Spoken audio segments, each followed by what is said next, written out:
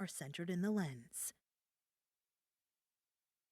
Writing Reproductive Justice: An Introduction with Loretta is the culmination of my work as a historian of reproductive politics in the United States.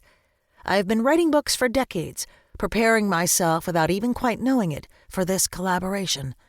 My books have been serial efforts to answer the same group of questions. Who gets to be a legitimate mother in the United States?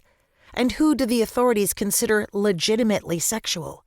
Who is denied maternal legitimacy? What do race and class have to do with legitimate and illegitimate maternity? What do the government, the church, the community, and the family have to do with deciding and enforcing answers to these questions? How have the answers changed over time? And perhaps most important, how does the maternal legitimacy of some persons depend on and guarantee the illegitimacy of others? For example, for decades, TV shows, movies, and other cultural expressions typically portrayed white, middle-class, heterosexual, married women as the mothers we all want to be and to have. Legitimate mothers. So what are Americans to think about persons who do not have all of these assets and resources to bring to motherhood? Our political culture conditions us to regard these mothers as inappropriate, illegitimate mothers in comparison. It underwrites the idea that motherhood is a class privilege, properly reserved only for women with enough money to give their children all the advantages, a deeply anti-democratic idea. Here we can see how the nobility of white, middle-class maternity depends on the definition of others as unfit, degraded, and illegitimate. In turn, poor mothers have been branded illegitimate because they do not have the resources that middle-class mothers do. When I became aware of Loretta's work and the intersectional reproductive justice analysis she was developing along with others, I knew that my work was finally at home.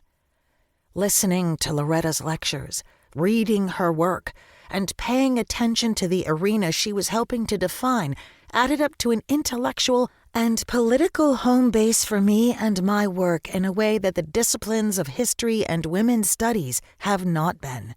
An intellectual and political location that draws on human rights, justice, lived experience, uncompromising analysis, and straightforward language feels like the sturdiest, truest place to work.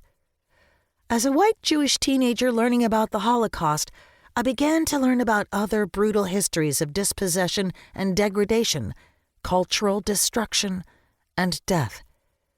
I began to learn at the same time, through the civil rights movement, what fighting for dignity looks like and about the power of voice.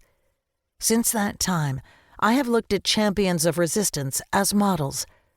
Loretta has been an extremely important teacher and model for me for 2 decades, articulating a constructive, human rights-based politics of resistance that envisions the dignity and safety and meaningfulness of each person's life. This opportunity I've had to be an ally has been profoundly important, helping me to see the deep connection between developing respect for others and oneself. We begin this book with a history of reproductive politics in the United States because, as reproductive justice activists and scholars, we understand that the past explains a great deal about the present and also shapes the future. When politicians, judges, and policymakers make decisions that affect our lives, for example, by enacting or upholding laws that restrict access to various kinds of reproductive health care, they are building on the past.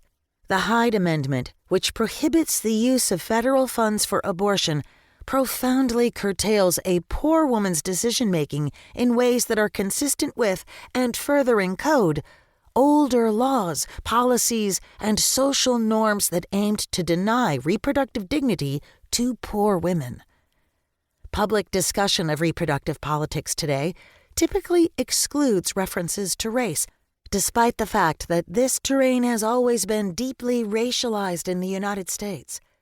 Reproductive justice activists and scholars argue that if we... To keep listening to this audiobook, I've left you a link in the description so you can do it, at no cost thanks to Audible's 30-day free trial.